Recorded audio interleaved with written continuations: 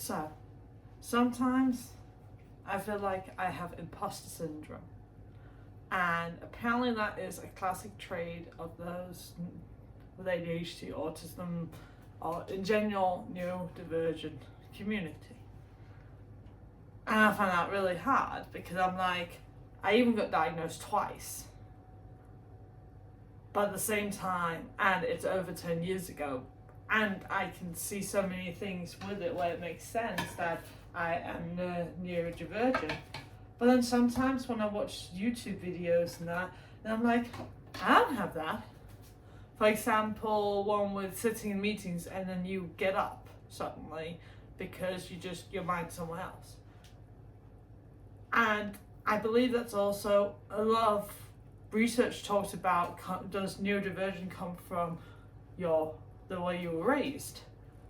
And I don't believe that. However, I do believe it impacts how it impacts with everything else, that it truly impacts how we are. Like, I know a lot of my raising has had an impact on how I am around social things. So it's like, if you get me, like, yeah. But then when I think about how my everyday life is, like burnout or just these days motivation, a classic person or a neurotypical, if you will, or whatever you want to call it, normal, whatever, they have motivation in normal levels of the chemicals in their brain. So if they say, oh, I don't want to do this, unless they're very tired, they are literally just choosing to be lazy. They can physically get up and do the things. But with us neurodivergents, especially those I've heard, and myself, I can't. A perfect example of this is, I know people who that may be a bit tired, but they physically can get up and do things, they just really don't want to. That is laziness, or like I said, tiredness, whatever. It doesn't have to have a label on it.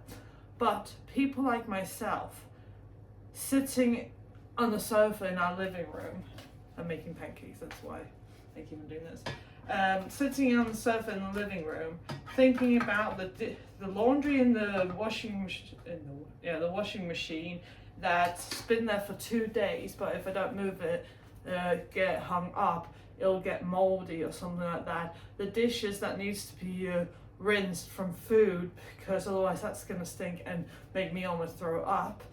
And I need to make food for myself and my husband, who literally cannot do more than one task a day or something like that due to his personality disorder and right now being in a very bad period and so on. And then I'm like, Mariana, why are you being like that to yourself? Why are you being so mean to yourself? You think you have imposter syndrome thingy, but at the same time as that, you were sitting on the sofa mentally tormenting yourself of things you know needs to be done, and like health-wise needs to be done for you, for your husband, for the house and that, but you physically cannot get up. Your motivational chemicals in your brain is too low for you to be able to get up and do anything physically. It's literally like 5 grown adults sitting on me. And it's like, stop with that bullshit about imposter syndrome. You're not. Whether you call it ADHD, neurodivergent, whether you call it abnormal, by the way, neurodivergent means brain not normal. Neurodivergent means just not the normal thing, so it literally just means brain of not the normal, which doesn't mean bad in a bad way or abnormal, but yeah. And it's like, I gotta stop shooting myself down mentally, because I'm already having a lot of weight on me. I'm already having so many difficulties and so on, and this ain't helping. I mean, I'm at a stage right now where I barely can eat food because I don't have much appetite, and if I do have appetite, I don't have the energy to make the food. Like if I lived at someone else's house where they made food for me every day, total different story. I'd probably eat a lot more and so on and healthier. But I'm right now the cook, I'm the everything in this house pretty much. So If I'm too exhausted to make food, biggest chances we're gonna have to just live on some drinks the next some time in that. But yeah, just something that occurred to me that I keep on talking about that with ADHD and I don't really talk to people about this. Just gonna point you over here. Oh wow, that's cracking. Okay. I've never really talked to people about this, but I follow a lot of ADHD YouTubers and autistic YouTubers, and I have a lot of groups on Facebook, both with just women in Denmark, but also men and women in Denmark, and just in general in the whole world. And when I hear how they feel and that imposter thing, I'm like, what is up with us that we're so mean to ourselves? But then we have these hard times. There's a reason why I've needed special needs when I was younger. There's a reason why that I can't just, as soon as I know something needs done in the house, I can't just get up. There's a reason why, even though my brain is 10,000% like, we need to do this now or it's going to go bad, that my body just sits by like, I can't move. Physically, can't move. Like, how is that imposter syndrome?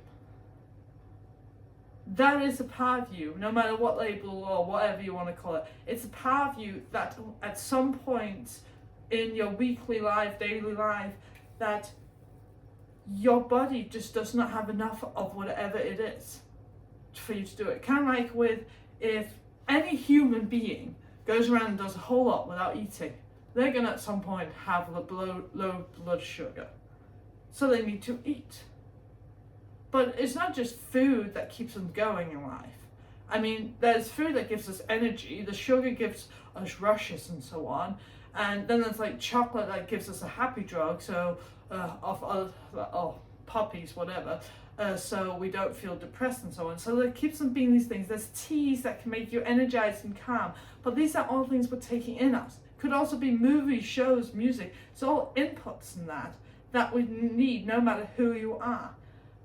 We just need more and different things of it.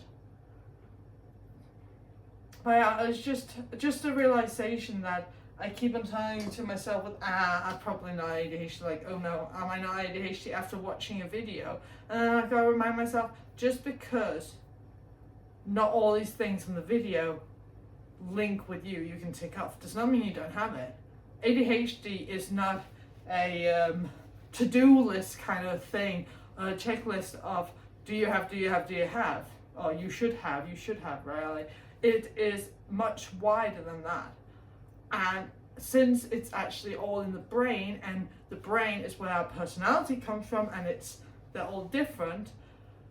I mean, it's like saying all babies are the same. None of them are the same. Some learned to speak earlier, some spoke later, some walked later. Some couldn't even eat properly until they were maybe 5, while others, they learned to cook for themselves when they were 2 or something. But they're all still babies. They're all still within that category.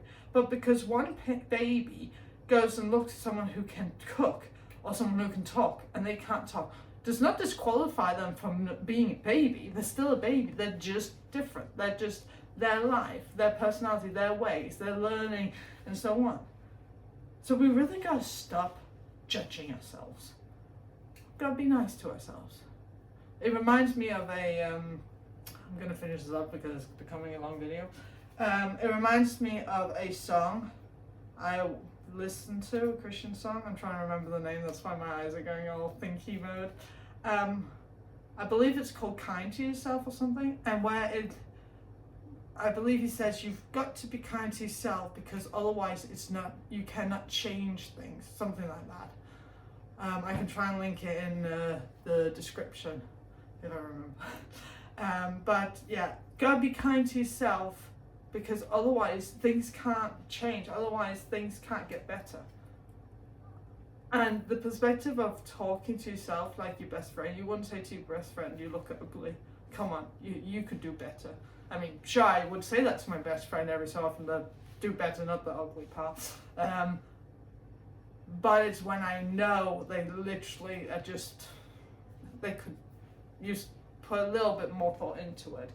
But in general, I would never say to my best friend, you did a horrible thing there and you should be punished and it's too bad and you are not who you say you are, you imposter syndrome, go away, I don't know who you are. I'd never say something like that. Or if they say, oh, I am so exhausted, I'm like, you're just lazy, get your ass up. I'm like, oh, what's going on? Tell me about it, kind of thing. It's like, why not talk to yourself about it? I mean, it says in the Bible to love our neighbors as ourselves. So if we think that in another way, that talk to ourselves like we talk to our neighbors and our friends and that, and words have power, and love, according to the Bible, love is patient. It tries to help. It does not envy in that. So we're not supposed to go around and think to others about, oh, I wish I had that and that, or I wish I was like them and that. And trust me, I do it a lot. I mean, I'm a huge sinner, and I'm trying to get better at not thinking that.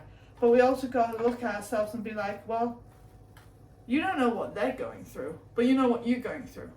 So talk nicely to yourself, because you are not going through easy peasy things. None of us are. And I know in a way it's annoying to hear that. I hate that saying none of us are, or all of us are. But that thing with speak to yourself like you're talking to your best friend. It's like, okay, did not do, what do you call it? I'm not doing well these days. I feel exhausted. I can't move. What would I say to my best friend if they said that to me? Be like, oh, you want me to send you some chocolates to get energy? Or, hey, here's some songs to give you some boost. Or maybe send them a little video smile of me like, hello, or tell some jokes. Something to lighten the mood. I would never tell them, get your ass up, or you're just being lazy or something. I would never tell that. So that was my thought on imposter syndrome and, well, myself. Trying to just be honest here, guys. So appreciate it, and subscribe and comment and like if that's what you feel you should do. Otherwise, spatula, see ya.